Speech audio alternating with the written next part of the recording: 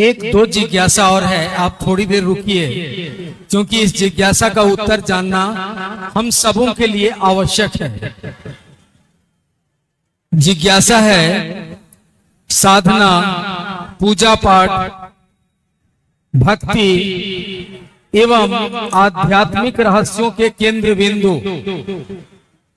गुरु होते हैं कैसे? कृपया समझाया जाए। क्या क्या बोले? साधना और वही सभी चीजों के रहस्य जो भी, हाँ, साधना, उपासना, मंत्रों का जप, कोई भी कर्मकांड हो या लौकिक पारलौकिक आचरण हो, सबके रहस्य गुरु ही होते हैं। गुरु मिल जाए तो सारे रहस्य खुल जाते हैं, लेकिन अगर बारी बारी से रहस्यों को खोलने चलिएगा तो बहुत दिक्कत है। साधना यानी उसमें साधना पड़ता है, अपने आप को तपाना पड़ता है। कभी देखिएगा कोई साधु एक हाथ ऊपर करके 11 साल से बैठे हुए हैं, मतलब हठ योग, अपने आप को तपा रहे हैं। कोई जमीन के नीचे हो बैठा हुआ है, कोई 1 लाख मंत्र का जप कर रहा है, कोई 1.25 लाख रुद्राक्ष अपने माथे पे ही धारण कर लिया है। लेकिन इन वह चीजों से शिव नहीं मिलते। शिव तो मिलते हैं अंदर से जब तक जुड़ाव न होगा। और शिव का रहस्य तो एक ही है, शिव का कोई छिपा हुआ रहस्य नहीं है। आज तक आपने कभी नहीं सुना होगा शिव का कोई रहस्य है। गुरु हमारे शिव हैं, तो गुरु का भी कोई रहस्य नहीं होता। शिष्य जिस अवस्था में गुरु के पास आता है, गुरु उसके उसी उद्देश्य का परिमार्जन करके शिव से मिलाने की जिम्मेदारी वहन करते हैं। वो मनोकामना कुछ भी हो सकती है, लेकिन महादेव हमारी मनोकामना की पूर्ति करते हुए महादेव का आवेश पैदा करते हैं। ये तो मान लीजिए कि मंत्रों का जप, मंत्रों के जप पे जो बात की गई, नमः शिवाय एक मंत्र है। नमः शिवाय एक ऐसा मंत्र है जो शिव का प्राण मंत्र है, और शिव के प्राण मंत्र को हम सब शिव के शिष्य अजपा जप में या माला पे भी जप करते हैं तब भी इसका प्रयोग करते हैं।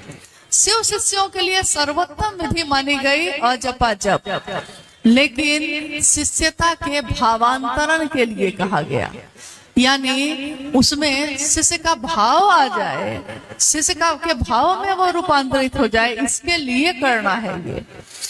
अब बताइए, नमः शिवाय में चैतन्य किसका? जिसका मंत्र होगा उसी की ऊर्जा होगी, उसी का रहस्य होगा उसमें।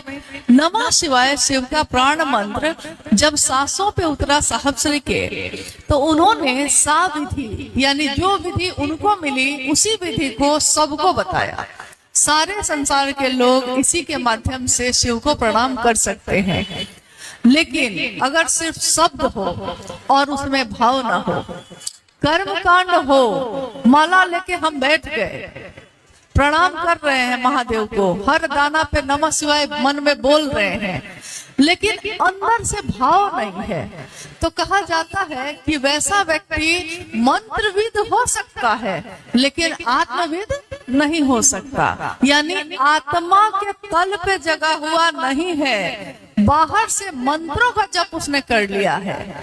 जैसे हमारे कभी कभी आंख में लोग कहते हैं पावर आ गया, तो डॉक्टर से आप दिखाते हैं, डॉक्टर कहते हैं कि चश्मा लगाइए, तो हम लोग चश्मा लगाते हैं, बहुत लोग चश्मा लगाए हुए हैं। चश्मा लगाने से अक्षर पढ़ने का जो ताकत है वो आपको मिल जाएगी, दृष्टि साफ हो जाएगी, लेकिन ज्ञान पाने की जो चाहत है वो चश्मा से नहीं आता है, वो तो आपके आंखों के अंदर से ही आएगा।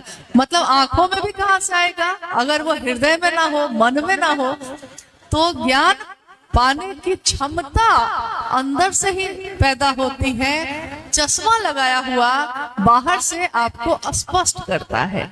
तो कोई शास्त्रों का अध्ययन, कोई साधना, कोई उपासना, कोई मंत्रों का जप हमारा बाहरी जो माहौल है उसको तो ठीक कर सकता है, लेकिन हमारे अंदर को नहीं कर सकता। शिव की शिष्यता न तो क्रांति है और न तो आंदोलन है, ये एक जागरण है, व्यक्ति का आत्मा के तल पे जाग जाना, जो है जैसा है अपने द्वारा खुद करना, जैसा हमको आता है, जितना भर हमको आता है, खुद उस महादेव के लिए करना, यानी शिष्यता का जागरण है। ये शिव को गुरु बनाना, शिव का शिष्य बनना, ये गुरु और शिष्य परंपरा में ये एकदम अद्भुत सी बात है कि गुरु शिव है और हमको कुछ भी आता नहीं। पूरी दुनिया, पूरी मानव सृष्टि अगर शिष्य को बनकर शिव को, अपने गुरु को शिष्य का भाव संप्रेषित करती है, देती है, तो महादेव को, जो विश्व गुरु हैं, जो जगत गुरु हैं, महादेव को भी शिष्य के उत्तरदायित्व का वहन करना ही पड़ेगा। उसका उन्नयन हो, उसका परिमार्जन हो, इसकी जिम्मेदारी उनको लेनी ही पड़ेगी। चलिए, ये तो जिज्ञासा हो गई। आप में से कोई गुरु भाई, गुरु बहन जो भी यहाँ हैं, उसमें से कोई ऐसे हैं जिन्होंने साहब की बातें तो सुनी होंगी, लेकिन उनके द्वारा एक पुस्तक लिखी गई है, आओ चले शिव की ओर। उनके जीवन पे, घटनाओं पे आधारित है, अनमिलाकर आओ चले शिव की ओर एक पुस्तक है, कोरोना काल में लिखी गई। आप में से किसी ने पढ़ी है उसको? उसमें से एक जिज्ञासा लेके आना है, इसलिए पूछ रहे हैं। आप में से कोई, आप पढ़े हैं? और कोई? धीरे धीरे हाथ उठा रहे हैं मुन्ना जी। हाँ, मतलब कि पढ़ा है। इसलिए पहले पूछ लिए कि अगर थोड़ा भी पढ़ा होगा तो जो बोलेंगे तो शायद आपको याद आ जाएगा। शिव आवेश रहित आवेश हैं। ये पंक्ति पढ़ी है आपने? नहीं पढ़े हैं अगर तो फिर से जाके ढूंढिएगा, ढूंढने में सब चीज पढ़िएगा फिर से। शिव आवेश रहित आवेश हैं। जैसे ये जो माइक है, इसमें करंट होगा कि नहीं? करंट होगा ना तार में, तभी ना माइक बज रहा है।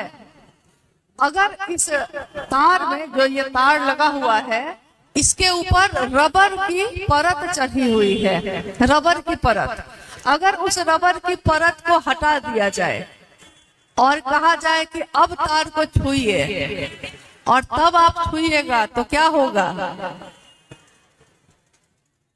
बताइए क्या होगा? क्या होगा? करंट लगेगा? नहीं मारेगा? अरे रबर हटा देंगे तब तो मारेगा करेगा। कभी हट के कभी सट के मारेगा, लेकिन उस पे रबर की परत चढ़ी हुई है। तो कितना भी वोल्टेज है, कितना भी करंट है, कितनी भी ऊर्जा है, आपको उससे करंट नहीं लगेगा। आपका बच्चा उसके ऊपर कूद सकता है, आप हाथ में लेके उसको इधर से उधर घूम सकते हैं, तब तक जब तक उस पे परत चढ़ी हुई है। और कहीं अगर गलती से कभी कहीं कट जाता है और उस पे हाथ रख दीजिए तो क्या होता है? करंट लग जाता है। आवेश यानी ऊर्जा, ताकत, ये जो है महादेव की इतनी ऊर्जा है, इतनी ऊर्जा है कि कहा गया कि अक्षय ऊर्जा के स्रोत है वो। मतलब देवी देवता में भी कोई ऐसा नहीं है जो उनसे ऊर्जा के मामले में सटेगा, लेकिन महादेव ने शिष्यों तक पहुंचने के लिए उस ऊर्जा के ऊपर एक परत चढ़ा दी है, ताकि आप महादेव को भजिए, महादेव की चर्चा धुरझार करिए, खूब करिए, महादेव का मंत्र को सांस पे चढ़ा रहे हैं, उतार रहे हैं, माला पे लेके बोले जा रहे हैं। आप महादेव के प्राण मंत्र को अपने प्राणों में चढ़ाते हैं। आप महादेव के नाम को, शिव एक नाम नहीं है, ये ऊर्जा का स्रोत है, पूरी कायनात उसी की ऊर्जा है। और उस ऊर्जा को आप मुंह से अपने बोलते ही रहते हैं।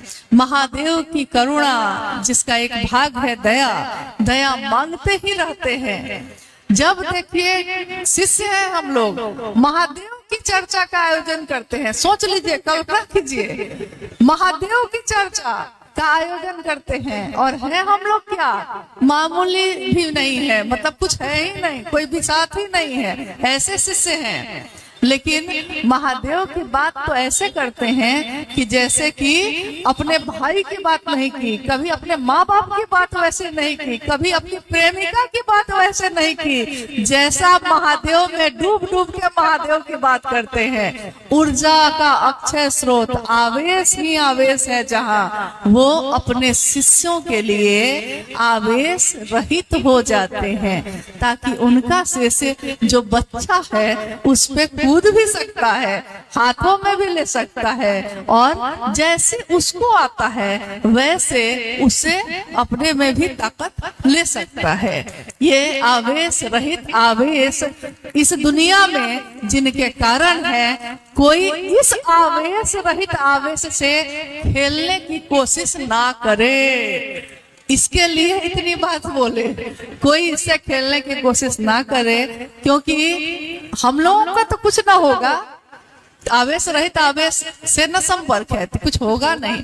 लेकिन अगर साहब ने थोड़ा सा कट कर दिया उसमें, तब क्या होगा, इसलिए की कल्पना कर लीजिए। चलिए, आज का ये शिव गुरु महोत्सव जो हम सभी गुरु भाई गुरु बहनों ने आयोजित किया, हम सब यहाँ इकट्ठा हुए हैं, लौटे अपने घर में, अपने दुनिया में, जो भी हमारी छोटी छोटी दुनिया है, उसमें महादेव को लोगों के दिल में धड़काए, लोगों का जीवन भी शिवमय हो, मेरा जीवन भी शिवमय हो। और जो साहब और दीदी ने कहा है, मात्र उसी दिए पे नजर रखें, गुजरे कहीं से भी, चले किसी के साथ, लेकिन ये शिव शिष्यता का दिया आपका मेरा बुझ न जाए, इसकी कोशिश जरूर करिएगा, इसकी रक्षा जरूर करिएगा। इसी के साथ हम लोग भी विदा होते हैं। आप सभी गुरु भाई गुरु बहन के चरणों में मेरा प्रणाम है, आप सबको मेरा प्रणाम।